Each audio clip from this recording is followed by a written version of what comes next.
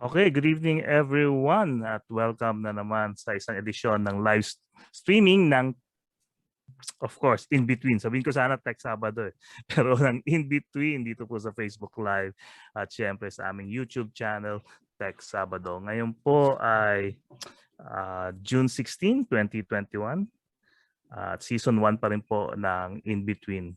Okay, we call this show In Between dahil po syempre every Wednesday nasa gitna po ng TechSabado at saka Newsbytes.PH ang aming guest for the week. And of course, mapapakinggan din niyo po ang In Between sa Spotify in a few days. No? Ito po ay isang podcast every Friday. At syempre, tulad po sa TechSabado, ang kasama ko tuwing Wednesday dito sa In Between ay walang iba kundi si Atty. Melvin, Calimag po ng Newsbytes.PH. Can you hear me? Yes, of course. Okay. So, sisenyas naman ako sa iyo kung hindi. Oo nga. Okay. Kamusta, Atty? Okay naman. Traffic is back if you go out. Kala ko na-solve na. Pero yes, kung titingnan natin everyday photo ng EDSA, hindi po na-solve. Kami po ang witness dyan. Witness ako dyan every day. Mula umaga hanggang hapon yan. Hanggang gabi actually. At yan, Atty, at yan, hindi pa tapos yung quarantine. Just imagine. GCQ pa rin, no? Yes. Meron pa rin mga naka-work from home. Oh, yes. You know what's causing the traffic in EDSA? What? The bus lane. Bus lane niya. Exactly. Kinain niya isang lane. Oh. Yes. Alam mo naman sa EDSA, isa lang ang masiraan sa isang lane. Diyos ko. Masiraan ka ng isang lane, maplatan ka, will cause traffic by more than 3-4 kilometers. Sigurado. Kanina nga may nagkabanggaan ng mga motor sa ilalim ng Ayala Tunnel. Oo. Gapang. Oo, gapang talaga. So, yan, mukhang the crowd is back. Wala pang herd immunity. Herd immunity. Wala pa tayong herd immunity pero pero the herd is back. Ayan. So, okay. Anyway. Kaya bago lahat, pasalamatan natin mga sponsors natin dito sa In Between. Siyempre ng TechSabado like Smart Communications. Siyempre, parati tayong ni-sponsoran yan. And of course, MSI, Executive Notebooks and Gaming Notebooks. And of course, the Music Shop, kung saan po kayo makakabili ng mga MACKIE products. Okay, yung unang bugso ng natin, ng mga followers natin, mga suki natin, si Josa Matet. Ayan. Okay, nandiyan na. Nangunguna. Si RJ Espinosa, ang ating suki from Davao City. Nangunguna yan sa Davao. Talagang yan. Solid yan. DDS, hindi naman. Solid TechSabado fan yan. Solid TechSabado. Si RJ Espinosa. Pero ngayon, ayaw pa rin niya mag-dito. Medyo kinukulit-kulit natin siya mag-dito community para matry natin yung speed ng dito, di ba? Pag TechSabado. Parang ayaw yata. Padala mo nga ng cellphone, Jing. baka kasi wala siya magamit ng cellphone para sa SIM card. Di ba, pag naman, bumili ka na lang Globe. Dito rin yun. yung at home device, na Wi-Fi device. Globe at home. Nagalit yung Globe, anyway, si Alvin Pingol, yan. Good evening, sabi niya. Good evening sa'yo, Alvin. Si Michael Lance, ang ating walang kasawa-sawa. Yes, suki natin from the south of Metro Manila. Sabi niya, greetings rin kay J. Fajardo. Ako, alam na kagad niya yung natin, yung guest natin. Sino in between natin? Kilala. Hindi, kasi nakalagay na pala dun sa... Nakikita naman nila. Sabi niya, RJ, na-try ko na ang dito SIM, sabi niya. Kumusta? Ano bang alam ko malakas yung yung dito diyan sa Of course, kasi inuna nila yung probinsya. Kung saan yung mga kung saan wala masyadong Globe and Smart, doon yung inuuna nila. I hope. Sana. Tsaka greenfield yan eh. Kumbaga bago. Yeah, of course. Malakas diyan. Kaso di siya nag-comment, sinabi niya lang na-try niya, pero di siya nag-comment. Okay. Mabilis pa rin, sabi niya. Ayan, pumasok na. Dito sa Davao mag-isa ka lang kasi gumagamit siguro. Pag dumami na yan. Ayan. Si Melissa Borja Calimag is watching. Hello, good evening sa'yo. And my daughter, Sophie Calimag is also watching. Okay, Jing, ano lang natin, huwag na natin patagalin. Nakikita of course, rin naman kasi in between to eh. Diretso na tayo sa ating guest. Walang iba. Ano to, the startup maverick. The startup guy, kumbaga. Ano natin to, matagal na natin kilala. Kino-cover din natin. Pero, tanong natin, alam ko, once upon a time, Jing, he was a tech or business journalist din eh. Tingin ko. So, tanongin natin. Walang iba. Currently, he's the co-founder and CEO of Medici.com. Tanongin natin kung ano yung Medici.com mamaya sa kanya. Walang iba. Hindi, si Mr. J. Fajardo. Good evening, Jay. Good evening, both of you. Yes, okay yung intro nyo. Banter. Ganun talaga. Na-entertain ako Galing. Good evening, good evening. Good evening, Ano ba tong Medici.com? Bago tayo pumunta sa iyong may mga tanong kami about your background eh. Ano siya? It's a telemedicine platform. It's a saktong-sakto ngayon mobile app. Medyo, may kwento yan ng COVID. May COVID story yan. Saka it's pronounced Medify, sorry Ano siya? Parang rhymes with Medify. Yeah. So, ano siya? It's a telemedicine platform. Medyo naging popular uli nung we founded actually ourselves in 2015. Pero medyo pumutok siya nung quarantine in March last year. Of course, yes. So, yeah, it's actually very useful now. Maraming use cases, both on the patient and the doctor side. So, yeah. So, para telehealth solution platform. Yes. Maraming kwento yan kasi we started, pumutok siya nung March nung nag-quarantine. Biglang nagtawagan na yung mga doctors na how to get on board. Tapos yan, dumami yung patients namin and doctors. Both local and abroad. Kasi may mga doctors, nakakatawa, may mga doctors na na-stuck abroad because of the quarantine. Japan, talaga. Canada. Then they started using us to continue serving their patients in the Philippines. Mga Filipino doctors to. Mga Filipino na-stuck. Okay. Tapos mga OFWs, they also use us to talk to Filipino doctors. Kasi mas kumpiyansa sila. Of course, tama. Ano to, Jay? Is it an app or web-based platform? For the patients, it's an app.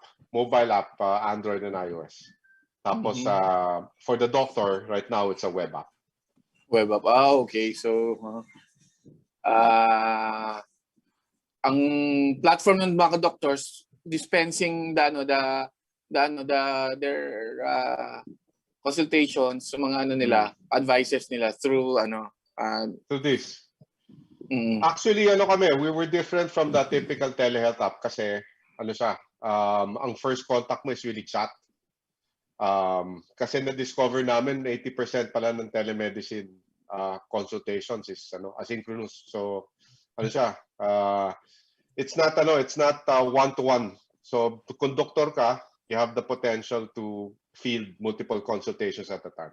So instead of na video call lang na 1:1, 1:many. So five patients, you can chat with 5 patients at a time. Okay. Alam mo, Jing, yung nag-change sa isa lang to, ang Medify is just one of the many of the na available, no? Hindi, ng mga startups na yes. ini-start niya ni VJ. But before we go into that, kanina meron tayong hanging question eh. If my memory serves me right, Jay was also into journalism in his younger days. Tama ba, Jay? The early days? Sort of. Sort of. okay. Actually, kasama yun doon sa, sa journey ko kasi I was part of the founding team of Business World Online. So, Okay. Kasama sila Boss yeah. Mike Marasigan. Exactly. Okay. So, mga ano yun, 96, nung pumutok yung internet. So, wow, that's really early days. Sila Helen, yung mga kaibigan natin. Sila Helen na Andrade. Hindi na Andrade, nag-asawa na yun. Si Bronx, ang ating the late Bronx. Si Bronx, the late Bronx. Si Bronx, kasama yan, kami mga magkakasama niyan. Si Oni, nasa Canada na. Si Tina, at saka si Lisa. Yan, yung mga si Willie. Sino si Willie? Willie Reyes? Hindi niya kasama. Si print pala. Sa print pala si Willie Reyes. Print. Sa print siya. So, yun, tama. Sort of nga, kaya medyo may affinity ako ng konti. Although I'm not a journalist na per se, I have a special affinity for journalism. Not my profession, pero I like I feel for the profession and the Okay. Alam mo, Atty, nakaka-interact ko yan si Jay sa social media. Winawasak namin yung mga Pinoy Trumpers. Parang alam ko na yung binabanggit mo. Ano yun mukhang famous thread yun kasi nanganganak ng thread, tapos haba-haba na. Pero it was funny kasi talagang ang naging objective na after a while was really to make it as long as possible. Actually. Asarin lang talaga Gano'n kahaba kaya natin pwede gawin to. Tapos ang dami ng mga pumapasok, lumalabas. Asar lang talaga Alam ko yan kasi natin yan, kakilala natin yan. Anyway, ito si Jay, no? Jay, can you tell us, you mentioned you're part of the Business World Online team. Before that ba, what were you doing during before college days? Even high school pa lang kasi doon ako nag-start mag-code So mga 93. So doon I taught myself how to code. I sold my first piece of software around that time. What were you using then back then? 83. Basic and on a Timex Sinclair ZX81. Sinclair. Okay. Z81. Timex Sinclair 1000, TS1000. TS1000. Okay. So yun yung machine ko. Of course, we moved to Apple after a while. And then PC, di ba? Pero early talagang software development yung hilig. All the way to before the internet came out. So I was consulting for a lot of companies, yung typical database development, applications development, kung ano-ano. Marami. I've coded a lot of things over that span of time. Tapos nung pumutok yung internet, started coding for the internet. So internet software development. Tapos tuloy-tuloy na yan.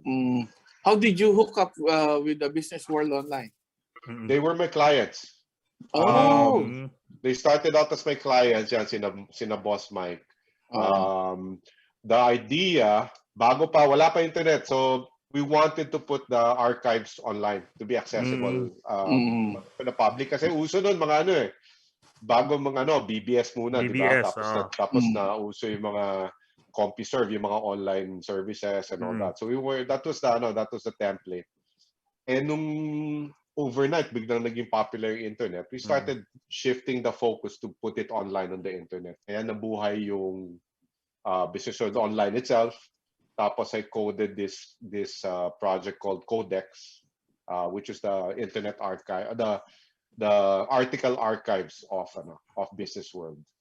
So available siya online. So yun, And then after Business World, ano pa yung mga memorable clients mo na or startups that you've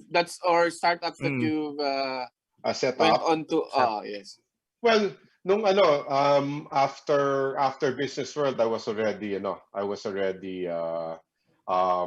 doing internet telephony. So that took me to the region, Southeast Asia, Asia. So I was setting up mga voice over IP networks with the telcos also in all the region. Tapos magmula after that in 2002, that's when I set up a company called Airborne Access. Yun yung doon mo kina-cover. Wi-Fi. Doon mo kina-cover. Yes, yes. So doon malamang tayo, pero palagay ko nagkakilala na tayo, business world pa lang ako eh. Pero syempre I was exposed to a lot of media around that time, 2002, 2003, 2004. Tapos nag-invest PLDT sa amin. Tapos eventually we were acquired fully around 2009. Yun yung yeah.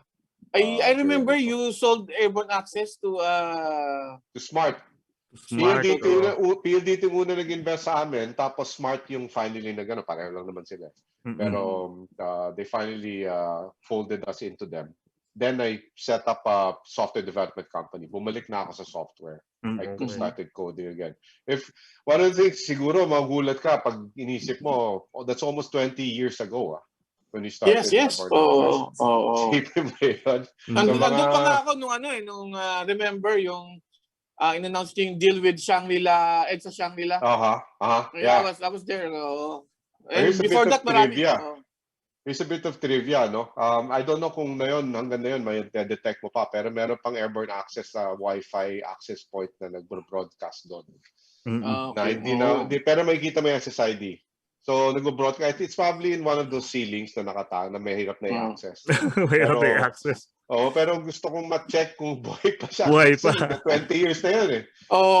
Tagal na. Diba? So, parang Easter egg nga pag pumunta ka doon. Pag hinalap mo yung SSID, pag na-spot mo. Pero yeah, tama. Shangri-La. That's one of the things that we deployed. Yes. I still remember that. Tapos then eventually I saw you organizing a lot of hackathons, right?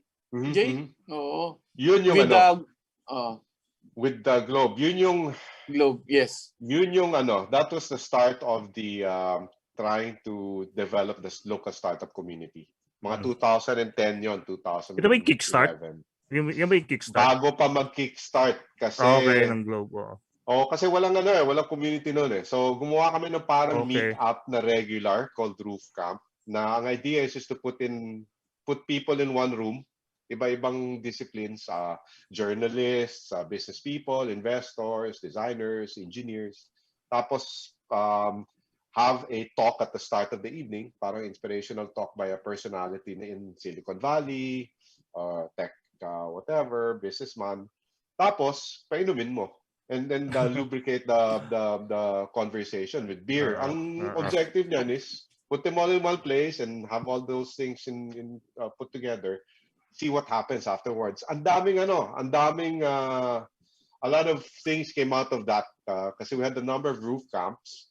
A lot of friendships were born there. Kung naalala niyo si Norbert Arquende. Yeah, of course. Si Reds Ramos. Yes. One of those are the friendships that start there. They become really good friends. Mga projects. A lot of the tech startup founders today, doon lahat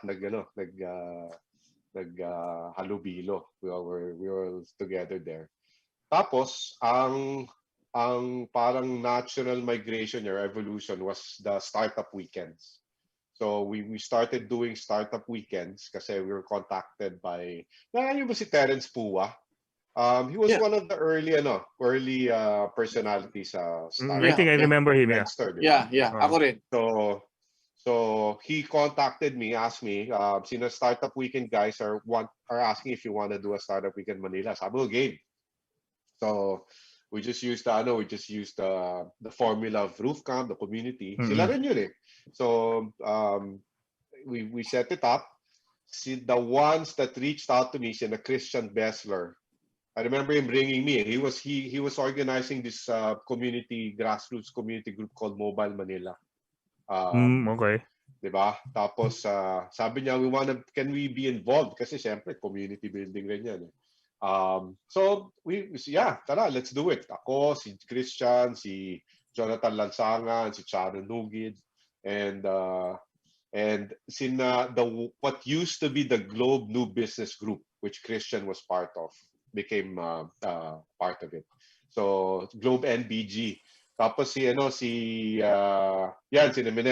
Minette, si Dan, yan yung naging Kickstart. Yan yung naging Kickstart Ventures afterwards. Okay. Because just to complete the story, yung Startup Weekend kasi, ang objective niya is to create entrepreneurs. Yes. Yan yung KPI niyan. It's not the projects, it's not the ventures, it's to get people through the experience para paglabas nila, masabi nila, entrepreneur ako. So yun ang tapos since you have that, sabi ni Minette, ang next na kailangan na ingredient is funding. Is venture capital. So that's yan kaya ginawa naman niya. And the rest is history. So everything just took hold, the velocity just continued. And here we are. We are where we are. No? It's almost 10 years. About 10 years ago, halos. So yan yung ng startup community. That's the evolution. So tingin mo, Jay, among these startups, sino yung we've seen a lot of them become successful now, pero sa tingin mo yung pinaka naging successful in these startups that you've so start from scratch and then evolve to become big and successful? Well, iba kasi yung gauge ng success na yun when you talk about startups. You talk about terms like unicorns, etc. No? Yeah. Wala pa tayong ganun eh. Oo nga. Kumpara sa ibang Southeast Asian countries, no? Tsaka well, when I say successful, I consider them still around and doing a certain level of business, maybe raised a certain level of finance or funding. Siguro yan sina Quickwire, sina Miko Perez, si Ayana, of course si Coins, no? Si Ron Coins.PH. Coins, yeah. Those are the guys that right now stand out in my mind. Today though, you can count may mga standouts like of course Gcash, no?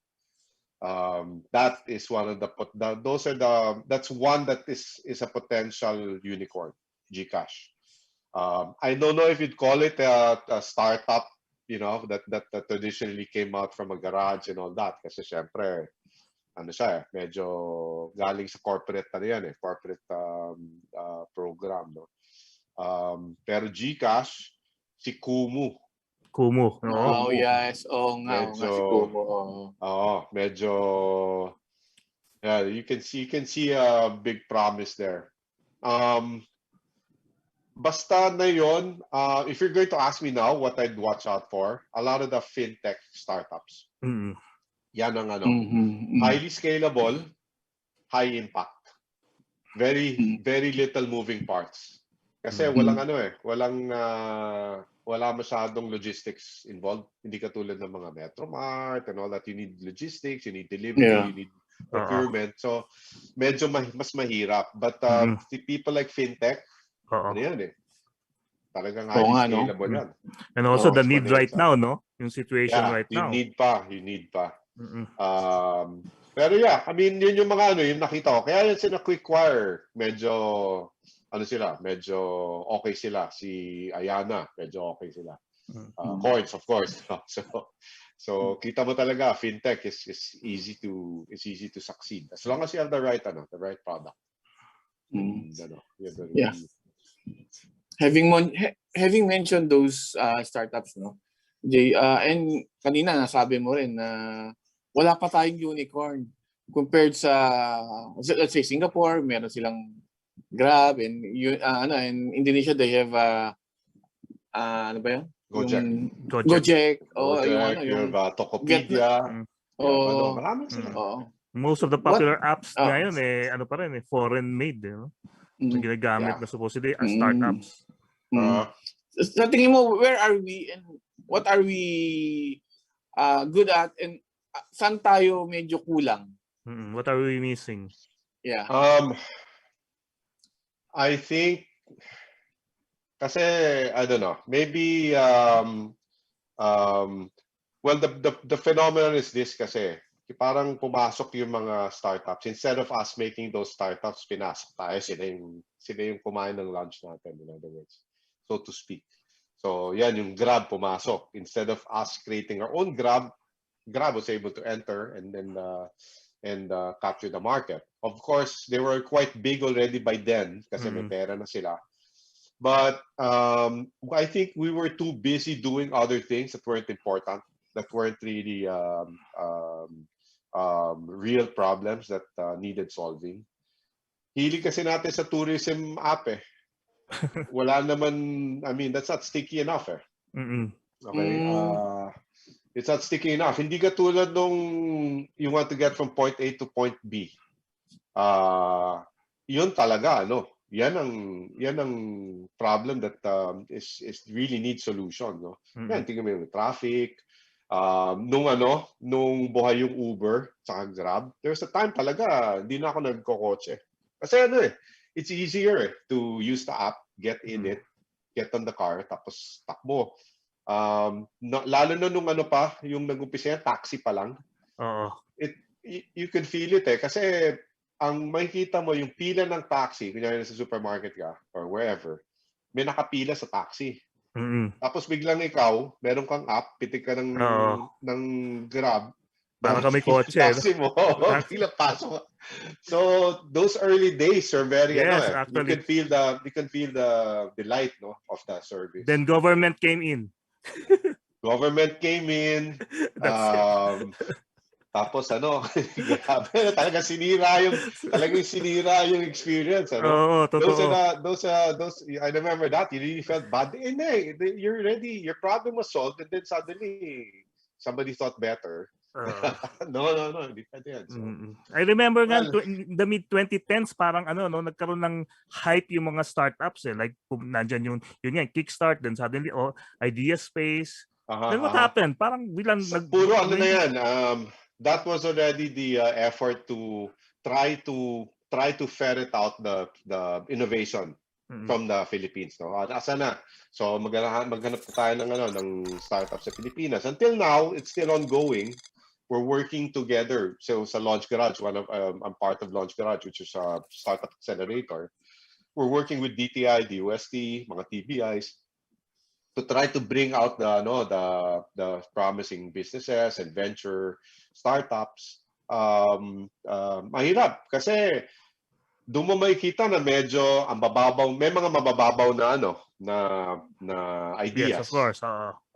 Tapos meron naman mga okay na ideas pero kailangan ng sobrang suporta, like for example kailangan talaga angel materials. Investor. Mga agri-tech based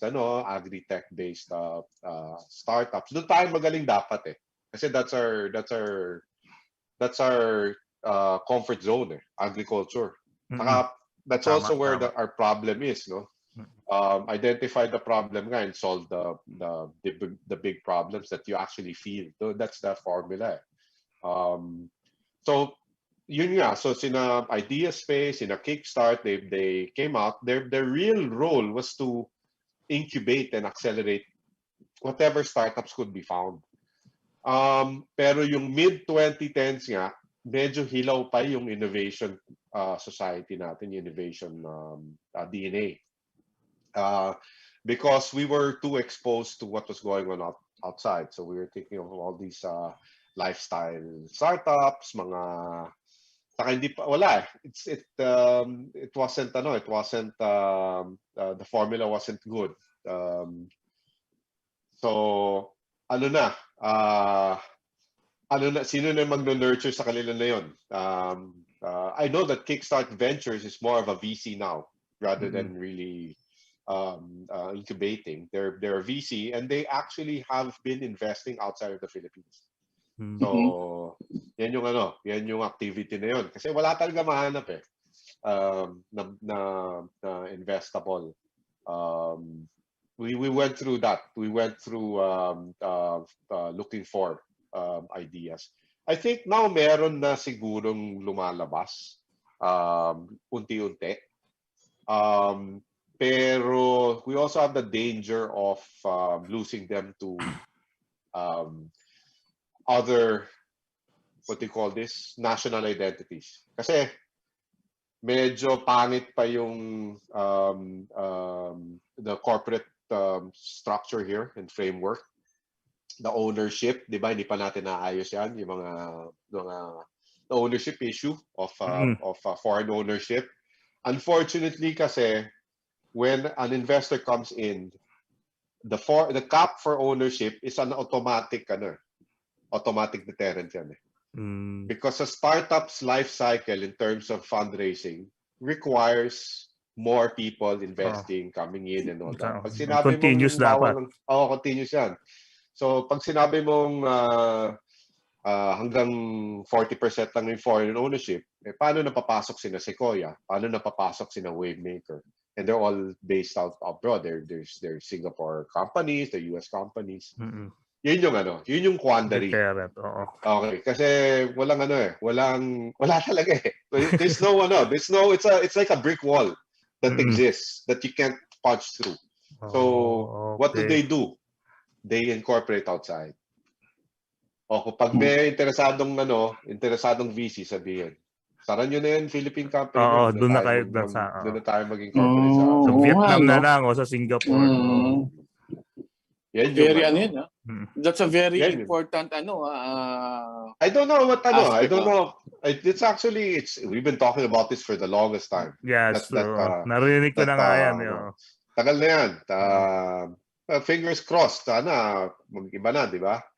That would definitely help. Kaso nakakalimutan yan eh pagdating sa legislation, nakakalimutan eh yung priorities, di ba? Saka ano yan eh, di ba, amendment hindi pala sa importante. Constitution? Constitutional amendment yan. So, yes. mabigat. Economic amendments dapat. Yeah. So, mabigat siya. Mabigat na trabaho. So, in terms of the startup ecosystem, where are we now in the sa global rankings? And are we competitive enough na so much so that okay. Malayo tayo kasi unfortunately. But the sad thing about it is since we've been observing, especially regionally, kasi parang a lot of what we used to consider as slow in the innovation scale has leapfrogged us. So isa dyan, Vietnam ang pinaka-paparent. So, yun ang masamang loob natin. Kasi it's napag-iwanan tayo, investors. There's maraming factors.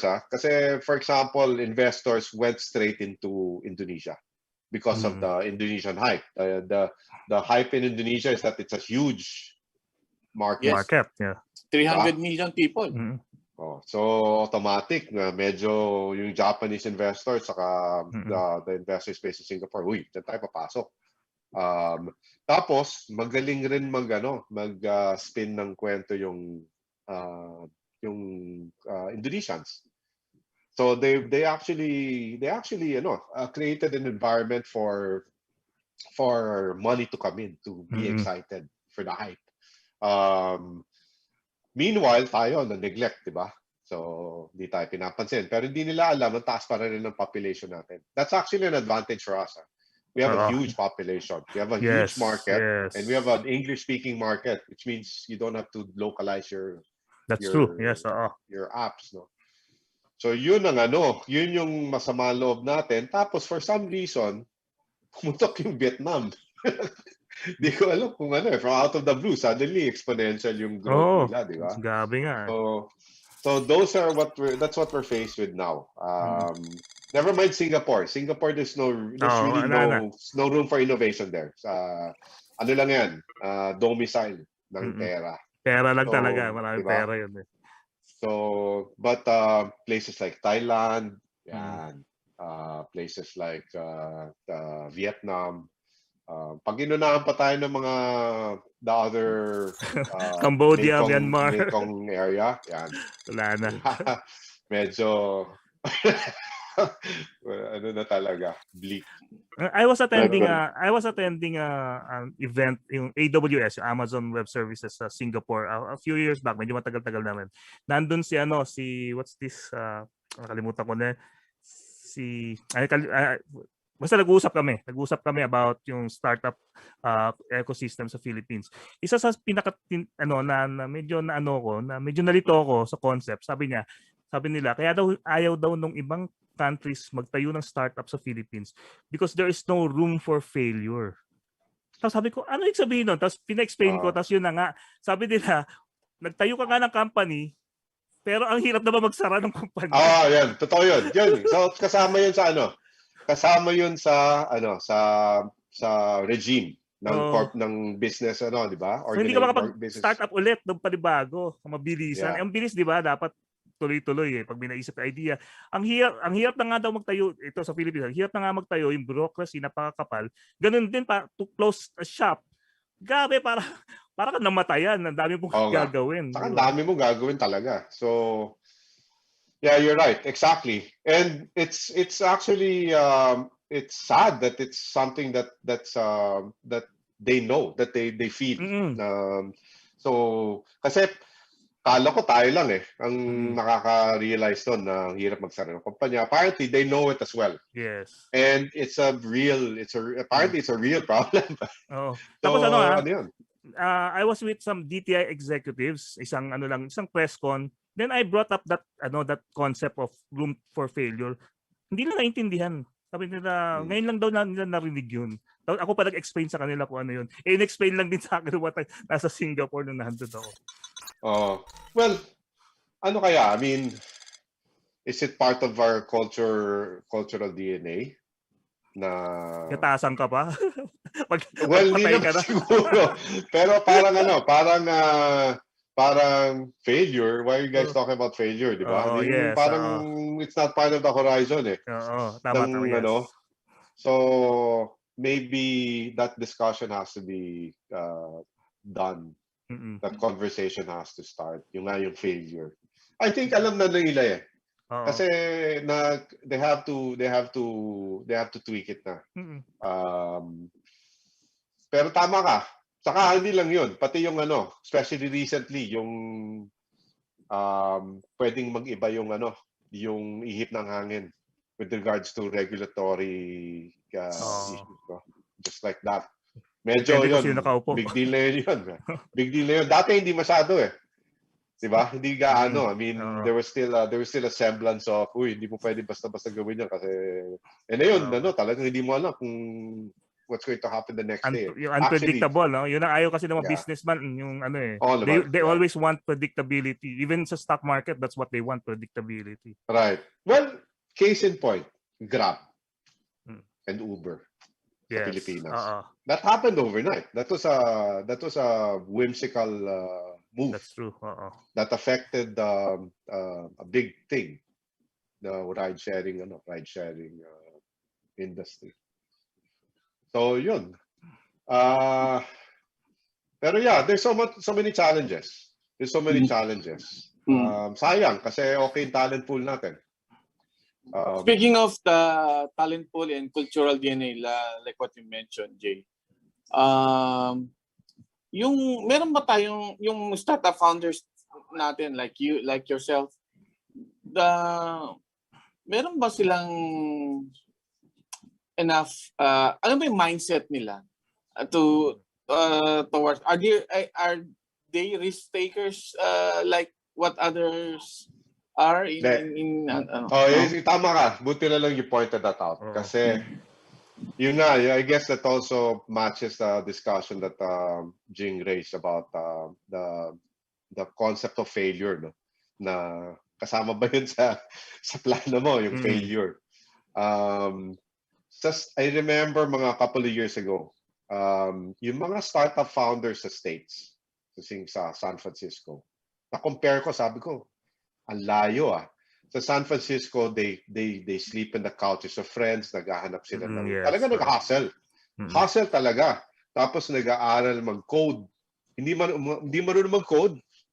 They know that they need to learn. they actually learn how to code, no, regardless of the skill level. Pero they'll make that effort. Tapos dito sa Pilipinas, hindi may safety nets tayo. I think it's the it's not classist. It's just our structure, our social structure. May pamilya tayo eh. Marami tayong kakapitan. Si tatay ang angel investor, si daddy. Hindi lang angel investor, pero mga tipong titira ka dun sa makikitira ka, hindi mo kailangan magbayad ng rent, hindi mo kailangan magbayad ng pagkain, yung mga ganyan, di ba? Pero doon nakita ko talagang madungis ka. Tapos you're really hustling, and you're a startup founder. That's something that I don't see here. Ibang-iba yung culture, no? And yung isa pang nag-affect niyan, I think, is also a predisposition to, eto na yung sitwasyon ko eh. I'm not my location in the class structure is already at a certain level that I'm hindi ko na-ambitionin yan, yung startup founder. Very few people do that dito sa Pilipinas, na they have the ambition to kaya gumawa ng negosyo. Konting-konti, di ba? Sa States parang may strings. It's part of their personality. Parang may strings of failed companies nakabuntot sa kanila. Saka meron silang self-belief. May self-belief sila, nakikilos. So of course, meron rin yung mga iba na wala, na hindi. Pero doon ka nakita na talagang madungis yung mga startup founders doon. Kasi hirap talaga. Hirap sila. So, tsaka siguro ang mindset dito sa atin more on gusto maging empleyado rather than risk na yun pa. Consumer rather than developers, no? Well, maybe it's more safety, security. Parang financial security. Financial security, maybe, no? It's not like we're expensive to live in. Medyo mura yung cost of living dito. But yun yung mentalidad eh. And it could be Asian, kasi di ba yung it's an Asian thing. Corporate culture. So it could be an Asian thing. Pero I don't know, discussion, alam nyo ba yung 4H program? Are you guys familiar with that in the States? Ako hindi. Okay. 4H program is a grassroots, parang country fair, yung mga bata tinuturuan na agad na grow the biggest cow, yung mga fruits yung mga So agricultural in rural America, there's a 4H program, okay, that involves the children. But in reality, what it is, it's teaching them the instilling in them the culture of DNA. Kasi may competition involved, merong business venture involved, merong creating a product and all that. Yun, wala tayong ganun eh. Sa rural area, yung mga what you quote-unquote the 4H program. Yun yung those are, I think, yung mga differentiators. One of the differentiators that people fail to see. Hindi natin ginagawa yan sa probinsya. Kaya I'm very passionate about trying to develop the innovation in the countryside. Dapat talaga lumabas na Manila. Yes. Imbis na dahil nga yung nasabi mo walang ganung programa, I think that's also the reason why na after graduation, Manila takbo nila lahat. Kasi wala silang nakikitang pwedeng gawin beyond what they're actually doing in the provinces. Saka exposure. Part and parcel kasi ng developing yourself is to be among other innovators. To be na, di ba? Kailangan medyo kasama pareho yung language yung pinag-uusapan nyo. Yung ambisyon nyo halos pareho. So yung network system nandito sa Manila, wala dun sa you can't tap mentors. So investors, yan yung mga key ingredients. Pero maraming magagaling sa probinsya, Jay. Marami. Diba? Marami yan. Saka It's not hard now kasi kamukha sa States, ang center, ang hubs nila niyan is universities, di ba? Yung dami Yes. naman tayong university sa sa UPLB, Siliman, Yes. yun Yes, yung mga di ba? Yun yung mga... I have a friend, si Jonathan de Lozariaga. Jono. Yeah. Meron siya meron yung Spring Valley. Yes. In the heart of the Visayas, putting up a Silicon Valley type. Perfect example na doon ka nag-stay sa probinsya. Yes. Saka alam niya kung ano yung crusade niya. And I'm I'm in touch with him. Kasama kami sa sa football sa Lasala football. Okay. Nagpo-post siya doon. So ano siya, but again, it's a crusade. Crusade talaga. So talagang parang hirap siya. It's not you really have to pursue it. It's not an easy feat para Wala. especially Right now, it's him. It's just him, I think. Oo nga, hirap din. Jay, may tanong lang dito si Mon Makutay, isang viewer natin sa sabi ni Mon. Question for Jay, ano ang mga government laws ang dapat ma-adjust for us to get more investors or VCs to help Pinoy startups? Siguro aside from yung nabanggit mo kanina na yung constitutional prohibition on ownership. Ano pa yung mga nakikita mong Simon kasi mahilig mag-startup yan mga business. Right. Kung to attract foreign investors, laws. Aside from that, yun kasi pinaka-clear. Yun talaga may clear effect yun. It's I guess the baseline yung fundamentals na education. I hate to say it, but yung labor laws natin is very I know it's pro labor, but in other ecosystems, it's not as strict and as harsh. Dito kasi, if you need to change your, there's this concept na hire fast, fire faster. Yung if it's not working out, you change your team. That's the, ba't mo pa patatagalin, di ba? Kasi ang hirap na mag-fire ng tao rito. Mahirap mag-fire ng tao. So those things. Kaso abutin mo.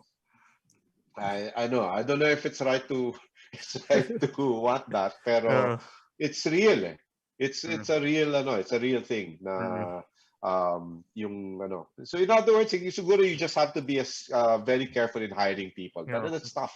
You'll make a mistake. So yan, yung mga ganyan. Tapos education. Hindi na kasi ang bagal, yung laggard kasi yung educational system sa needs of the real innovation ecosystem. By the time you get out of college, obsolete na nga yung pinag-aralan mo. So there has to be a way to make it more agile, yung educational system natin, to absorb what's going on outside of in the private sector. Ang problema rin kasi ang tagal magpalit ng curriculum sa CHED. Nahirapan ka rin. So, sabihin mo, want to introduce this, pahirapan. Yung K-12 nga, ano pa yan? Controversial pa yan. Yeah. So, buti nga may K-12 That puts us at par with the rest of the region. Na-level up tayo. But, what else? What other laws? What about cyber laws? Cyber laws on the economy, does it affect startup ba? Yes. When you say cyber laws kasi, okay, sabihin natin for startups, mga incentives. Okay. It's putting in place mga incentives, the Startup Act, nandiyan na yan. The government is trying to put it in place, yung framework for incentivizing startup founders and all that. Pero wala pa Early days pa. It's very early days. Execution is still has yet to be seen. But I remember kasi, tingnan mo dun sa barangay level, apparently, meron tayong incentives for startups, for entrepreneurship. Pero pag pumunta ka ng barangay office mo, they don't know what you're talking about. Hindi alam yan. One thing I discovered in Quezon City naman, in the LGU of Quezon City, apparently there's a law that prohibits multiple companies to be in a single address. Okay? Oh. So, may ganun yung mga pala. co-working spaces. Yes, okay. Paano yun? Okay. So, tatamaan ka na yan. Kung WeWork ako, hindi ako pwede magtayo ng Hindi ako pwede magtayo sa Quezon City. KUC. Kasi multiple companies yan eh. Mga entrepreneurs pupunta doon. So magre-register sila, yung mga mailbox yan. So those are things that are there. I think those has to change. What about yung di ba pinagmamalaki ng government yung ease of doing business in the Philippines? Does that have an impact man lang sa startup community? Sabi nga ni Mon Makutay, sabi niya like taxes and utilities masyado raw mahal compared to Southeast Asian countries. Oo naman. Tayo ata pinakamahal na power. Kuryente. Internet na rin. Internet. Oh, well, internet. Tapos mawawalan pa tayo ng kuryente. Can you imagine that? We're back to the 1980s. 80s. The 90s. The 90s. Panahon ni Ramos yun Dark Ages. So, but here we are. We're trying to position ourselves to be a regional economic powerhouse, or at least recovering from Tapos bigyan tamaan tayo na, by the way, tayo ng mga rolling blackouts. So, So, paano gagawin mo na yun? Tapos work from home pa yung mga tao. Talagang talagang compounded yung problems natin. Discouraging talaga. Grabe. I know, those are tactical issues yan eh. So, hopefully they're not long-term ones like we experienced before. Pero they're tactical issues and hopefully they disappear, no? They can solve that. So, it's unimaginable we have those problems now. Oo nga. Sabi ni Michael Lance, ano rin kasi, startup guy din to sa Michael Lance, sabi niya, di alam ng mga barangay, ang Barangay Micro Business Enterprise, BMBE. Ito yung sinasabi mo, Jay. Kasi ang gagawin daw sa'yo, papapuntahin ka raw sa Business Permit and Licensing Office, yung BPLO. Oo. So, yun nga. Tapos mababalingin ka. Babalikin ka doon sa barangay. So, baliwala yung ease of doing business eh, no? Wala. Wala. Marami pa tayong dapat ayusin. Hindi ko alam kung ano sagot eh. Hindi ko alam kung ano sagot dyan. Execution, personnel. Diba? Jay, personally, kasi medyo mag-wind up na rin tayo na while, no? What's next for you? What's your, you've spent more than 25 years in the startup industry. Ano bang gusto mong gawin pa? And what do you see sa future ng startup ecosystem natin? Sige. Okay. In terms of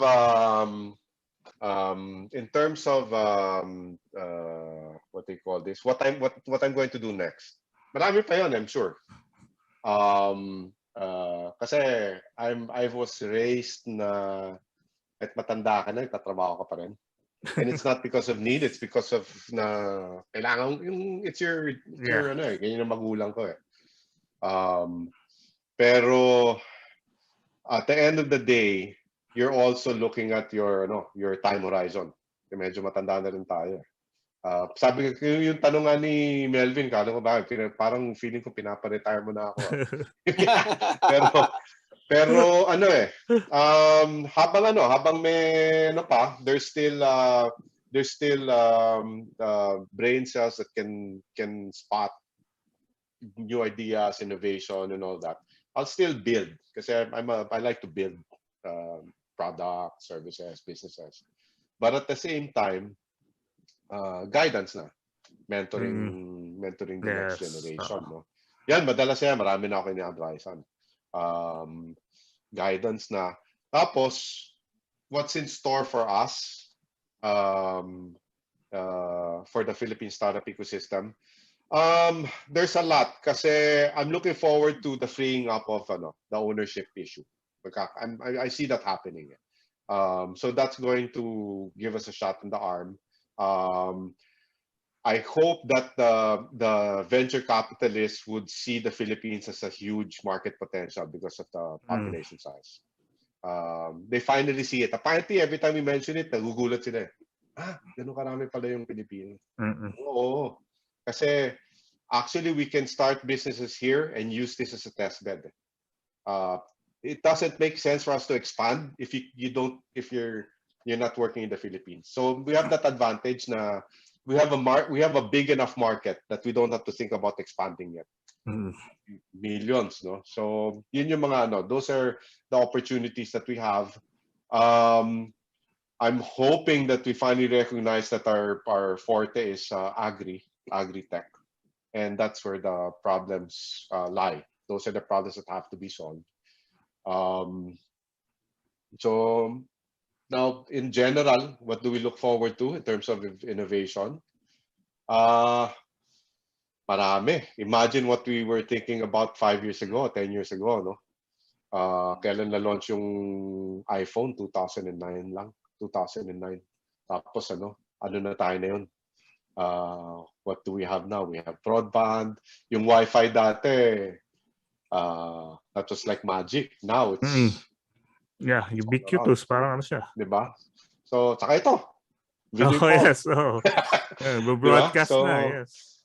Yung mabilis yung progress. So, yes. I in fact, 3 years from now, I'm pretty sure we'll see dramatic changes. It'll be gradual, pero dramatic yan. Electric cars, and those are the things that, fingers crossed. So, okay. May comment lang dito si Michael lang. Sabi niya, ano pong verticals ang sinusuportahan ninyo? Kasi interested daw siya sa space tech, data analytics, and edtech.